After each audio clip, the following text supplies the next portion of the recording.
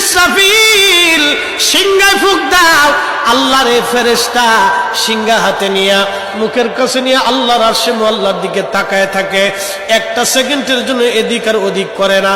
কখন রব হুকুম দিবে সিংহায় ফুৎকার দেওয়ার জন্য, যখন সিংহায় ফুৎকার দিবে কুরআন বলতেছে ইদাস সামাউ ফাতারাত, আকাশ ভেঙ্গে ভেঙ্গে ভেঙ্গে ভেঙ্গে পড়তে থাকবে।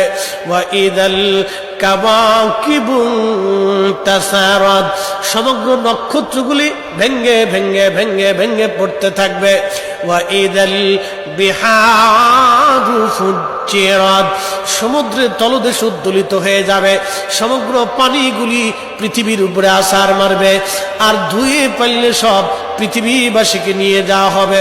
ওয়া ইদাল কুবুরু বুসিরাত, কবরের ভিতরে যাহা আছে সব আমার মালিক আমার রব বের করে দিবে। কবর থেকে মানুষ বের হইয়া সেই দিন হাসরের ময়দানের দিকে দৌড়াইতে থাকবে, সবাই উলঙ্গ থাকবে, কিন্তু আমার নবীকে আল্লাহ ৭০,০০০ ফেরেশতা বেষ্টন করাইয়া জান্নাতের পোশাক পরাইয়া মহাসম্মানে ফেরেশতারা মিছিল দিয়ে দিয়া আমার নবীকে হাসরের ময়দানে মাকামে মাহমুদে বসাবে। একবার জোরে বলা যাবে কি আল্লাহু আকবার। বাজান মুসলমান, খুব মনোযোগ দেন। হযরত ইউনূস আলাইহিস সালামের কথা বলছিলাম, মাছের পেটের ভিতরে ইউনূস।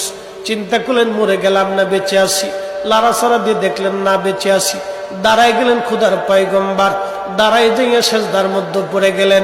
মাছের পেটের মধ্যে সেজদার মধ্যে পড়ে বলতেছে লা ইলাহা ইল্লা আনতা সুবহানাকা।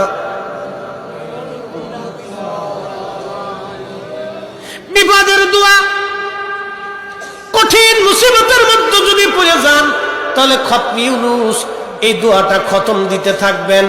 আল্লাহ যখন ইউনূস আলাইহিস সালাম এই জিকির শুরু করলেন, ইউনূসের এই জিকির আর ওই মাছের পেটের মধ্যে রইল না, এই জিকিরটা চলে গেল আরশে মুআল্লাতে।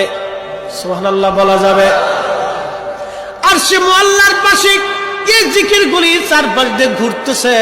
আরশে মুআল্লা ধরে রাখছেন ৪ জন ফেরেশতা কাঁধে করে। এই ৪ জন ফেরেশতা আল্লাহকে ডাক দেবে, বলে রব আপনার বান্দা ইউনূস তিনি জীবনে ভালো অবস্থায় থাকার সময় আপনার জিকির করেছে, আজকে সে মাছের পেটের ভিতরে পড়ে গভীর সমুদ্রের মধ্যে আপনার জিকির করতেছে। আল্লাহ ইউনূসের জিকিরের আওয়াজ আরশে মুআল্লার চারপাশ দিয়ে ঘুরতেছে। আল্লাহ আপনি আপনার ইউনূসকে মাফ করে দেন। আল্লাহ নবী বলেন উম্মত রে, ওই সময় যদি ইউনূস সেজদার মধ্যে পড়ে এই দোয়া না পড়তেন তাহলে কিয়ামত পর্যন্ত আল্লাহ ইউনূসকে মাছের পেটের মধ্যে ওইভাবে রেখে দিতেন। হযরত ইউনূস ওই সময় জিকির করতেছিলেন। এমন সময় ইউনূস আলাইহিস সালাম ডাক দিলেন, হে রব সমুদ্রের ভিতর থেকে আপনার জিকিরের আওয়াজ আসে, সমুদ্রের ভিতরে আপনার জিকির করে কে? আল্লাহ ডাক দিয়ে বলেন, ইউনূস তুমি সমুদ্রের ভিতরে জিকিরের আওয়াজ শোনো।